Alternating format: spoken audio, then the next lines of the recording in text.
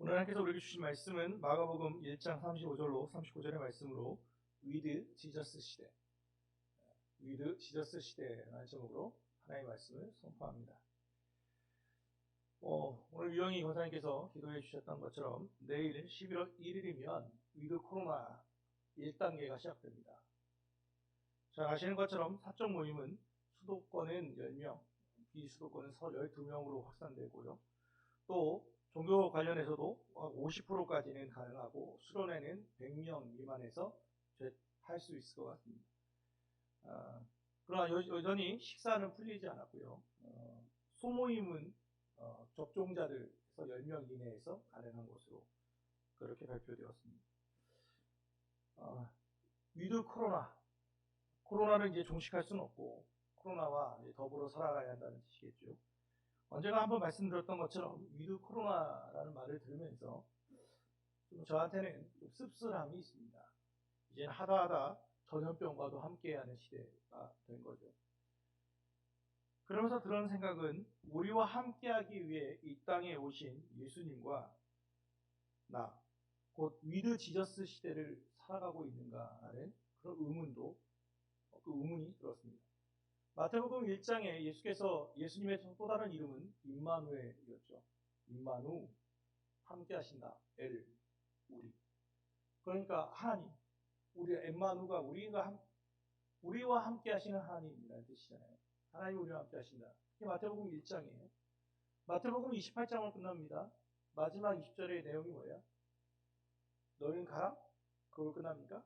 볼지어다 세상 끝날까지 내가 너희와 항상 함께 할 것이다. 그러니까 마태복음 1장과 28장의 시작은 임마누엘로 시작해서 임마누엘로 끝나는 거예요. 하나님이 여전히 우리와 함께 하신다는 거예요. 위드 지저스 시대라는 거죠. 한 목사님이요, 초등학교 다니는 딸과 산책하는 걸 참 즐거워하셨어요.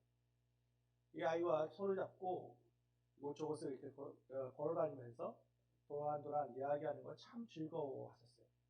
하루의 가장 소중한 시간이었죠. 그런데 어느 날 성탄절이 좀 가까워진 무렵에 딸이 아빠에게 이렇게 얘기하는 거예요. 아빠, 나 당분간 아빠와 이 산책하는 거 못할 것 같아요. 왜? 아니, 그거 비밀이고요. 좀 어려울 것 같아요. 할 수 없이 아버지 목사님은 혼자 산책을 하게 되었습니다. 그렇게 즐거웠던 산책길도 왠지 쓸쓸했습니다. 나가고 싶지 않은 날도 생겼죠.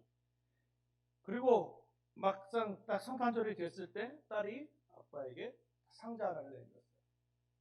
딱 열어보니까 뜨개질로 만든 목도리였어요. 그러니까 딸은 사실 이 서툰 손으로 뜨개질로 아빠 목도리를 만들어야 하는데 이게 서투다 보니까 시간이 많이 잡잖아요. 그래서 이 산책하는 시간을 포기하고 이 뜨개질로 해서 아빠의 목도리를 만들어 주는 거예요. 그래서 목사님이 이렇게 얘기하는 거예요. 사랑하는 딸아, 너무 고맙다. 정말로 고맙다. 야, 이걸 만드냐고 네가 얼마나 수고가 많았니? 그런데 솔직히 말하면 아빠는 이 선물보다 너와 더불어 손잡고 산책하는 시간이 더 즐겁다. 하나님도 이런 마음이지 않을까 생각합니다. 우리가 하나님을 위해서 일한다. 그래서 바쁘다고 말합니다. 하나님을 위해서 봉사를 하고 하나님을 위해서 전도를 하고 하나님을 위해서 수만 가지의 사역들을 벌려 들어가죠. 그런데 하나님께서 이렇게 말씀하시는 것은 아닐까요? 사랑하는 아이야, 나를 위해서 일해줘서 참 고맙다. 그런데 나와 좀 함께 있어주지 않을래? 나와 함께 이야기하고 싶진 않습니다. 오늘 예수님을 보면 예수님이 얼마나 바쁘게 사셨는지를 알게 돼요. 오늘 본문은 35절로 시작되지만 사실 마가복음 1장 21절부터 한 하루의 일이거든요. 21절을 보면 그들이 가버나움에 들어가니라 예수께서 곧 안식일에 회당에 들어가 가르치시매, 안식일이었어요. 금요일 저녁부터 토요일 저녁까지가 안식일이거든요. 이때 당시에는, 유대교는.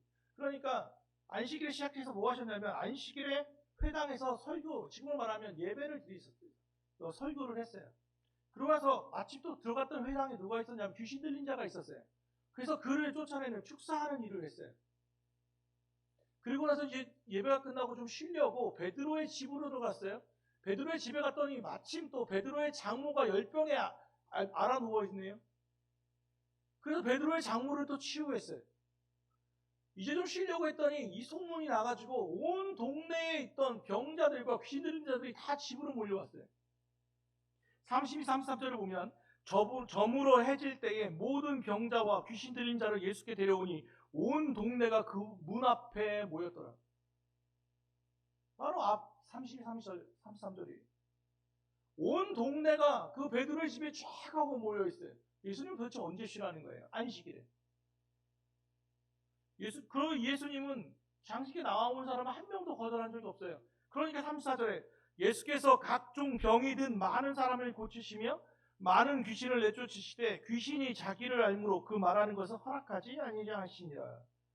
각종 병든 사람들을 고치시고 많은 귀신을 내쫓으셨어요. 그렇게 밤늦도록 안식일에 안식을 하지 못했어요. 바쁜 하루를 보냈습니다. 그리고 오늘 35절이에요. 그렇게 밤늦도록 사역하신 그날 새벽 35절은 이렇게 얘기하죠. 같이 읽어볼까요? 시작. 아직도 밝기 전에 예수께서 일어나 나가 한적한 곳으로 가사 거기서 기도하시더니. 이 바쁜 날을 보내고 한적한 곳으로, 표준세 번역은 외딴 곳으로 가셔서 기도하셨다고 말합니다.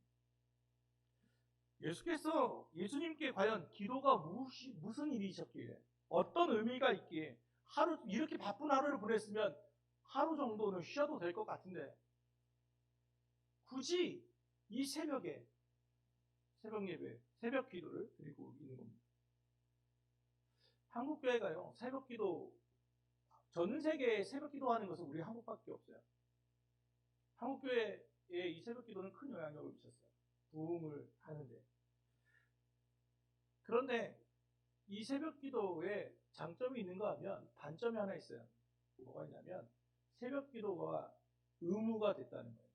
기도를 의무로 만들어버렸어요. 소위 권사로 임직하려면 또는 장로로 임직하려면 기본이 뭐예요? 새벽 기도 나와야 돼요.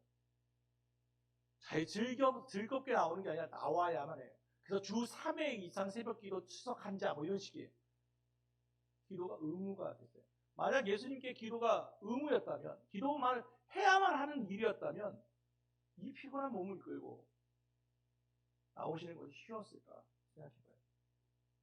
잘 아시는 것처럼 우리나라의 새벽 기도가 시작된 건 최초의 7명의 목사님 중에 한 분이셨던 길선주라고 하는 그 목사님이 원래 불교 쪽에 계셨어요. 불교에 계시다가 회심하면서 장로가 되었고, 그분이 회심할 때 그 평양대봉이 일어나는 그 일이 쓰였죠. 그러나 그분이 장신대, 그때 당시에 평양신학교, 저의 모교입니다. 제가 100기거든요, 100기. 제가 딱 100년 됐어요, 제가. 2007년에 졸업했으니까.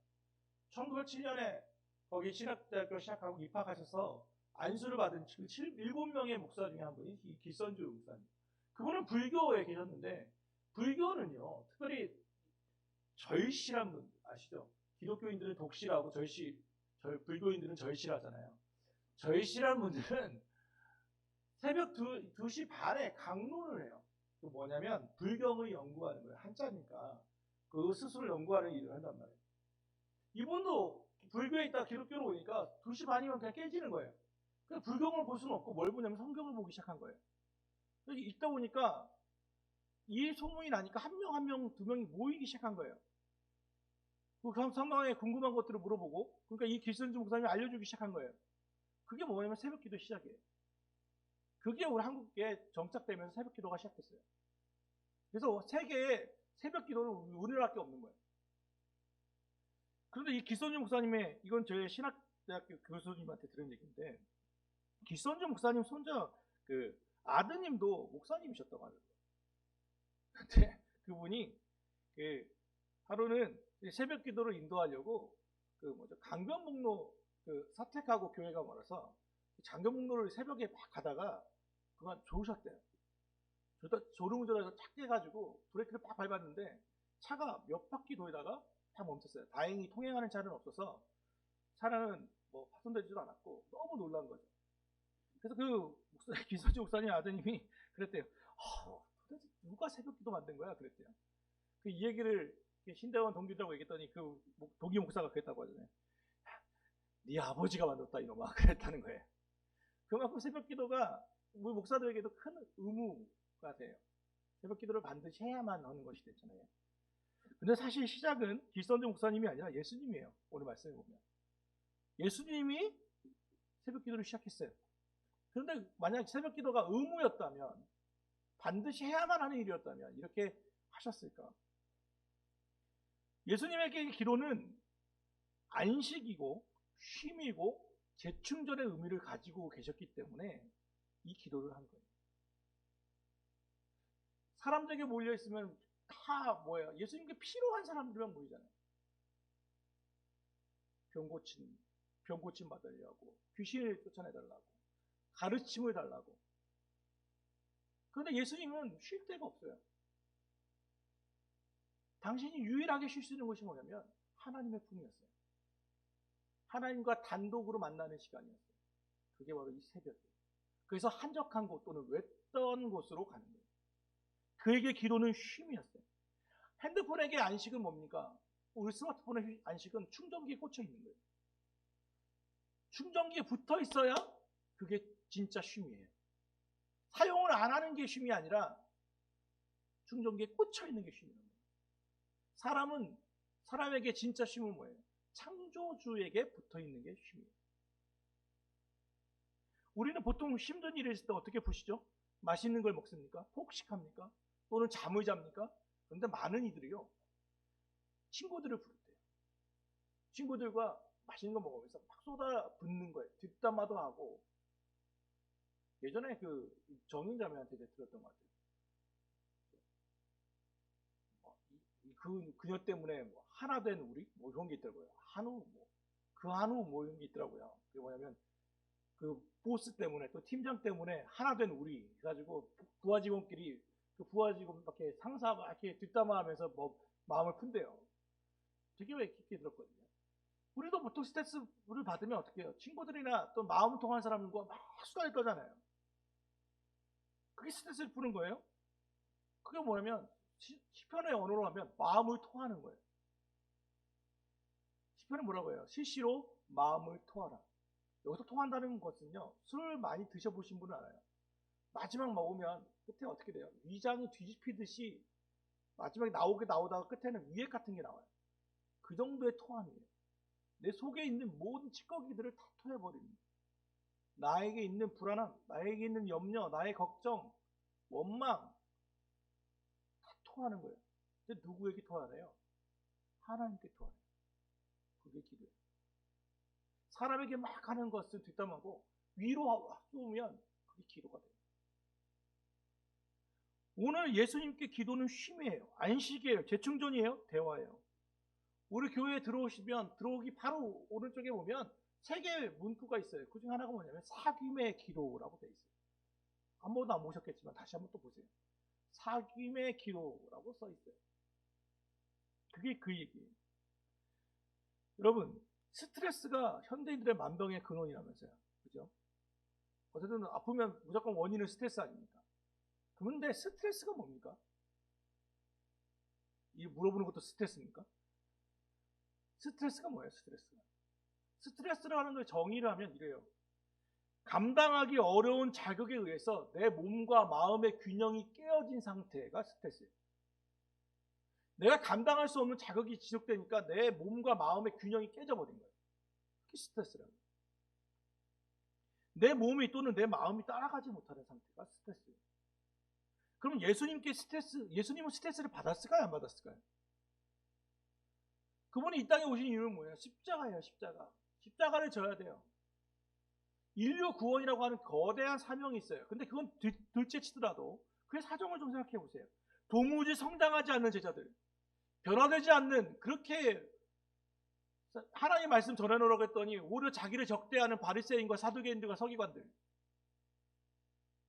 끝나지 않는 치유 사역과 가르치는 사역들, 변변히 머리 둘 것도 없는 강행군들, 청년 예수, 그분에게도 이 일정은 살인적이었어요.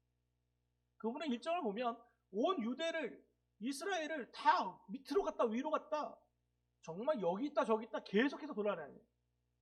차를 타고 다니는 것도 아니고 걸어 다녀요. 제대로 쉴 틈이 없어요. 그거는 스트레스가 없었을까요? 성경은 예수님은 100% 하나님이셨으며 100% 인간이었다고 말하고, 그분이 배고프셨다고도 말하고, 피곤하셔서 배에 타서 그냥 바로 고꾸라져 주무시는 모습을, 인간적인 모습을 보여줘요. 태풍이 부는데도 그 당신이 깨워야 드디어 막 흔들어야만 깰 정도로 피곤하셨어요. 그분도 스트레스를 받았어요. 그럼 어디서 푸셨다는 거예요? 그분은 기도에서 힘을 얻었어요. 바로 한적한 곳에서, 또는 감람산에서, 새벽이다 철야다 상관없이 시간이 나면 그분은 기도하셨어요. 그게 당신의 스트레스를 푸는 방법이었어요. 빌 하이베스 목사님이 쓴 책이 하나 있어요. 세드백 교회에 다니셨던. 그분의 책 제목이 벌써 오래된 얘기지만 책 제목이 참 좋아요. 너무 바빠서 기도합니다. 너무 바빠서 기도합니다. 그런데 그 이야기의 사실 시작은 누구냐면 마틴 루터예요.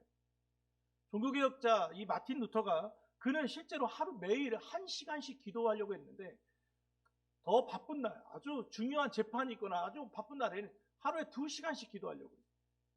그의 인생의 목표는 뭐였냐면 하루에 시간에 11조였어요. 시간의 11조를 하나님께 드리자. 물질의 11조가 아니라 시간의 11조를 온전히 주님께 집중하는 시간.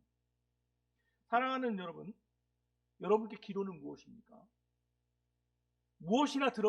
기도는 무엇이나 들어주는 도깨비 방망이입니까? 아니면 위급할 때 부르는 119 같은 것입니까? 내가 목사니까, 내가 권사니까, 내가 집사니까 해야만 하는 그 어떤 종교적 행위는 아닙니까? 우리의 기도가 쉼이 되기를 소망합니다. 재충전에 우리 스트레스를 푸는 유일한 일이 되기를 소망해요. 예수님께 기도는 쉼이시며 또 하나님과 계획을 세우는 시간이었다는 것도 알게 돼요. 표준세 번역으로도 한번 볼까요?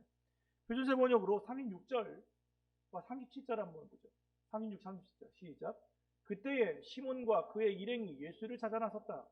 그들은 예수를 만나자 모두 선생님을 찾고 있습니다 하고 말하였다. 예수님이 기도하고 있는데 그 새벽에 시몬과 그의 제자들이 예수님을 찾아 나섰어요. 그래서 말합니다. 모두 선생님을 찾고 있습니다. 왜 찾았을까요? 왜 새벽부터, 이 새벽 꼭두 새벽부터 예수님을 찾았을까요? 누가 찾았을까요? 병든 사람들. 어젯밤에 예수님을 만나 치유받지 못한 사람들. 줄서기에 실패했던 사람들. 그들이 예수님을 새벽부터 찾고 있어요. 그런데 예수님이요, 뭐라고 말씀하세요? 38절. 예수께서 그들에게 말씀하셨다. 가까운 여러 고을로 가자. 거기에서도 내가 말씀을 선포해야겠다. 나는 이 일을 하러 왔다. 사람들이 찾고 있다는데 예수님은 여기에 대해서 명백하게 거절했어요. 나 여기 안 가겠다. 나는 다른 마을로 가겠다. 더 가까운 마을로도 가야겠다. 이 사람들이 나를 소유하려고 하지만, 나를 독점하려고 하지만 나는 이곳에 있지 않겠다. 나는 다른 곳으로 가겠다. 왜? 나는 이 일을 하러 왔다. 당신의 목적, 이 땅에 오신 목적이, 당신의 사명이 무엇인지를 알았어요. 언제요? 기도하고 나서. 기도 이후에 당신은 여기가 아니라 더 넓은 곳으로 가세요. 다른 곳으로 가세요. 그 결과가 뭡니까? 39절. 예수께서 온 갈릴리와 여러 회당을 두루 찾아가셔서 말씀을 전하고 귀신들을 쫓아내셨다. 그의 사역이 확대되었어요. 확장되었어요.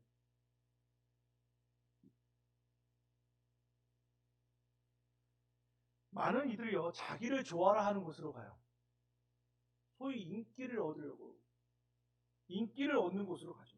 나 환영해주는 곳으로 가고 싶지 않겠어요? 나를 필요로 하는 곳으로 가죠.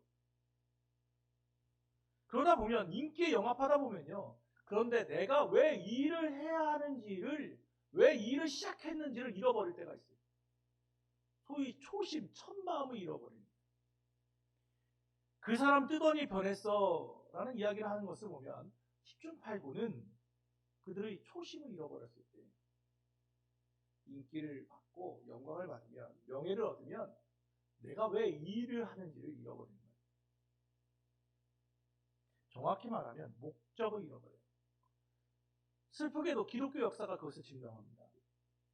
오늘은 앞서 말한 것처럼 종교개혁 504주년이에요. 제가 감사하게도 2년 전에 독일의 종교개혁 성지를 순례하는 일이 있었어요. 제가 그걸 보면서 확실히 알았어요. 우리나라 교회들은 아무리 돈을 쏟아부어도 독일 또는 유럽에 있는 교회만큼 이쁘게 교회를 지을 수 없다고 하는 확신을 얻었어요. 그러니까 교회 이쁘게 지으려고 크게까지 신경 쓰지 않아도 돼요. 왜냐하면 교회들이 기본적으로 10년, 20년, 많게는 100년 동안 지어졌어요. 그 첨탑이 얼마나 뾰족한지 또는 얼마나 웅장한지 거기만 들어가면 자연스럽게 손이 이렇게 모아져요. 공손해져요. 정말로 잘 지었어요. 관광객들이 셔터를 누르기에 바쁠 만큼 정말로 잘 지어진 교회들이에요. 한국 교회는 그만큼 잘 지을 수가 없어요. 확신해요. 지을 수 없어요. 독일이 이 정도니까 이탈리아, 교황청, 바티칸 쪽은 얼마나 더 이쁘게 지었겠어요. 그런데 여러분, 종교개혁의 시작이었던 이 면죄부 판매가 왜 시작됐죠? 베드로 성당을 짓다 보니까 돈이 모자랐어요. 건축기금이 모자랐어요. 그래서 이 면죄부라는 걸 만들었어요. 면죄부가 뭡니까? 야, 너의 엄마가, 너의 아빠가 지금 어디에 있냐면 지옥도 아니고 천국도 아니고 그 중간쯤 연옥이라고 하는 곳에 있는데, 그래서 약간 지옥 가기만큼은 아니고 천국 가기만큼도 아니어서 애매하게 지금 연옥에 있는데, 니네가 여기 이 땅에서 엄마나 아빠를 위해서 헌금하면, 면죄부를 사면 그 돈이 땡그랑 하고 떨어지는 그 순간 연옥에 있는 너의 엄마나 아빠가 그 면죄부를 받음으로 죄가 사해져서 뿅 하고 천국으로 올라가라고 하는 괴상한 논리를 만들었어요.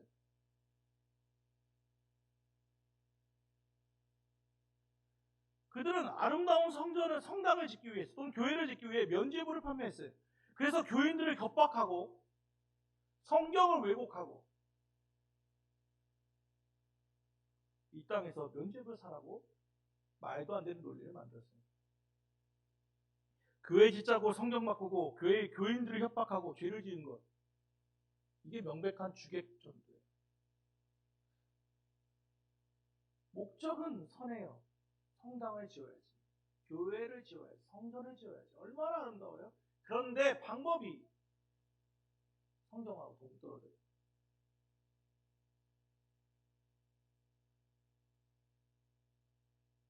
이게 바로 우리가 스스로 견제해야 할 일이에요. 꼭 우리가 굳이 면죄부를 하지 않더라도 교회에 왜 나오는지, 왜 기도하는지, 왜 신앙이 됐는지를 잃어버릴 때가 있습니다. 서로 얘기하면 나는 왜 목사가 되었는지를 잃어버릴 때가 있습니다.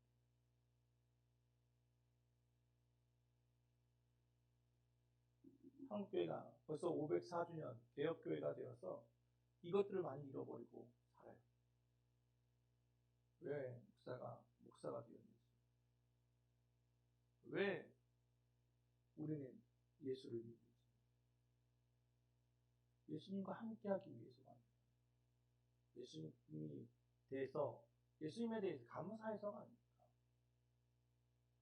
나를 위해 죽으신 그 예수 그리스도의 은혜가 너무도 감사하고 기뻐서 봉사하고 섬기는 것이 아닙니까?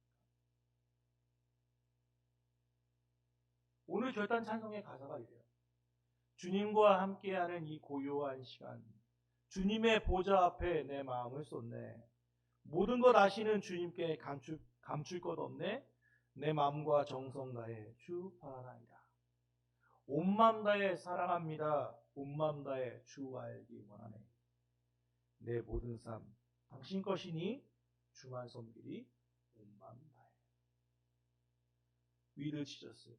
주님과 함께하는 시대는 사실 이미 2000년 전부터 시작됐어요. 이미 예수님은 오셔서 우리를 기다리고 계십니다. 그분과 동행하는 가까운 교회 성도들이 되기를 소망합니다. 우리의 이름을 다시 한번 기억하십시오. 왜 가까운 교회입니까? 하나님과 가까운, 이웃과 가까운, 내 의미가 바로 이 가까움이 아닙니까?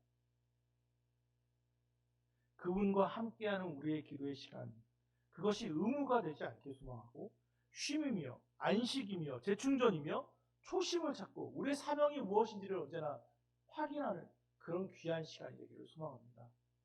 위드 지저스 시대 그 자리에 여러분을 초대합니다.